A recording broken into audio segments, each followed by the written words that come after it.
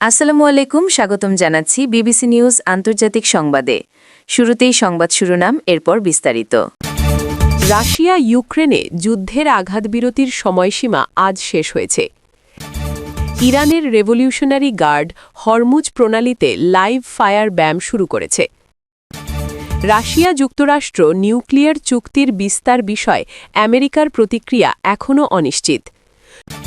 ইউরোপীয় ইউনিয়ন আগামী সপ্তাহে ইউক্রেনকে প্রতিরক্ষা সহায়তা পর্যালোচনা করবে। পাকিস্তানের দেশ পরিচালনায় বিশ্ব ধর্মীয় সহনশীলতা সপ্তাহ উপলক্ষে রাষ্ট্রপতি বার্তা জারি করেন। এতক্ষণ শুনছিলেন সংবাদ শিরোনাম, এখন দেখুন বিস্তারিত। আপনি যদি ফিলিস্তিনকে ভালোবাসেন এবং ইসরায়েলের ধ্বংস চান, তাহলে আমাদের চ্যানেলটি সাবস্ক্রাইব করুন এবং কমেন্টে আপনার মতামত জানান। আমরা আপনার মতামত অত্যন্ত গুরুত্বের সঙ্গে দেখি। রাশিয়া ও ইউক্রেনের মধ্যে চলমান যুদ্ধে যে সাময়িক আঘাত বিরতির সময়সীমা নির্ধারিত ছিল তা আজ আনুষ্ঠানিকভাবে শেষ হয়েছে। সংশ্লিষ্ট পক্ষগুলোর পক্ষ থেকে এই সময়সীমা শেষ হওয়ার বিষয়ে আলাদা কোনো যৌথ ঘোষণা না এলেও নির্ধারিত সময় গণনা অনুযায়ী বিরতির মেয়াদ আর কার্যকর নেই। যুদ্ধক্ষেত্রে এই আঘাত বিরতির সময়ে নির্দিষ্ট কিছু এলাকায় সামরিক তৎপরতা সীমিত রাখা হয়েছিল, যাতে মানবিক কার্যক্রম পরিচালনা এবং সামরিক যোগাযোগের ঝুঁকি হ্রাস পায়। সময়সীমা শেষ হওয়ার মধ্য দিয়ে যুদ্ধ পরিস্থিতি আবার পূর্ণমাত্রায় সক্রিয় হওয়ার আইনি ও সামরিক বাধা আর থাকছে না।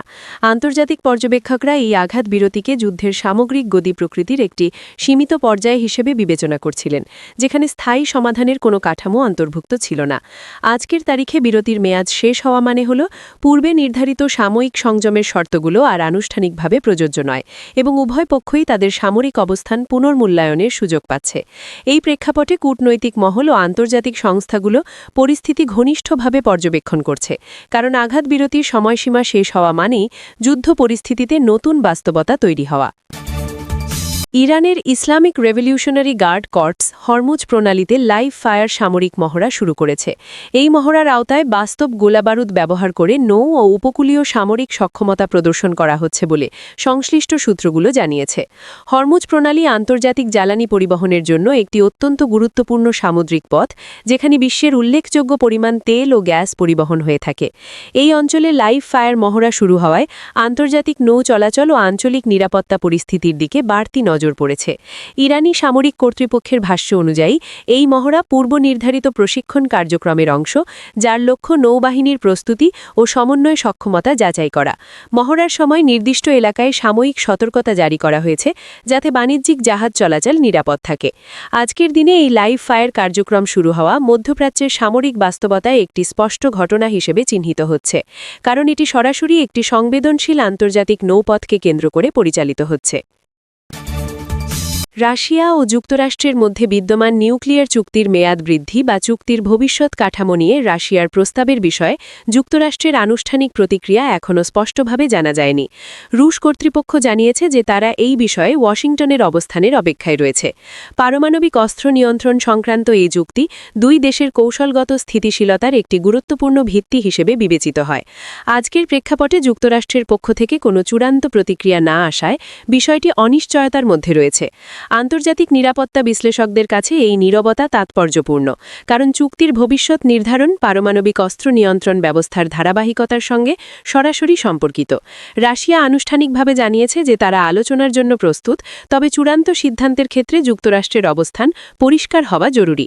আজকের দিনে এই অনিশ্চিত প্রতিক্রিয়া আন্তর্জাতিক কূটনৈতিক অঙ্গনে একটি গুরুত্বপূর্ণ নজরদারির বিষয় হয়ে আছে। ইউরোপীয় ইউনিয়ন ঘোষণা করেছে যে তারা আগামী সপ্তাহে ইউক্রেনকে প্রদত্ত প্রতিরক্ষা সহায়তার বিষয়টি পর্যালোচনা করবে। এই পর্যালোচনার আওতায় সামরিক সহায়তার ধরন, পরিমাণ এবং কার্যকারিতা নিয়ে সদস্য রাষ্ট্রগুলোর মধ্যে আলোচনা হওয়ার কথা রয়েছে। ইউরোপীয় ইউনিয়নের সিদ্ধান্ত গ্রহণ প্রক্রিয়ায় এই ধরনের পর্যালোচনা একটি নিয়মিত কৌশলগত ধাপ, যার মাধ্যমে চলমান পরিস্থিতির সঙ্গে সামঞ্জস্য রেখে সহায়তা কাঠামো সমন্বয় করা হয়। আজকের ঘোষণার মধ্য দিয়ে স্পষ্ট হয়েছে যে ইউক্রেন ইস্যুতে ইউরোপীয় ইউনিয়ন প্যালেস্টিনিয়ান তাদের অবস্থান পুনর্মূল্যায়নের প্রক্রিয়ায় রয়েছে। এই পর্যালোচনা যুদ্ধ পরিস্থিতিতে সরাসরি কোনো পরিবর্তন নয়, বরং নীতিগত ও প্রশাসনিক পর্যায়ে নেওয়া একটি সিদ্ধান্তমূলক পদক্ষেপ। সদস্য রাষ্ট্রগুলোর নিরাপত্তা উদ্বেগ, সামরিক সক্ষমতা এবং রাজনৈতিক ঐক্য এই সব বিষয় বিবেচনায় নিয়ে এই পর্যালোচনা পরিচালিত হবে বলে জানানো হয়েছে। আজকের তারিখে এই ঘোষণা আন্তর্জাতিক রাজনৈতিক অঙ্গনে একটি গুরুত্বপূর্ণ আনুষ্ঠানিক সিদ্ধান্ত হিসেবে বিবেচিত হচ্ছে। পাকিস্তানে বিশ্ব ধর্মীয় সহনশীলতা সপ্তাহ উপলক্ষে দেশটির রাষ্ট্রপতি একটি আনুষ্ঠানিক বার্তা জারি করেছেন।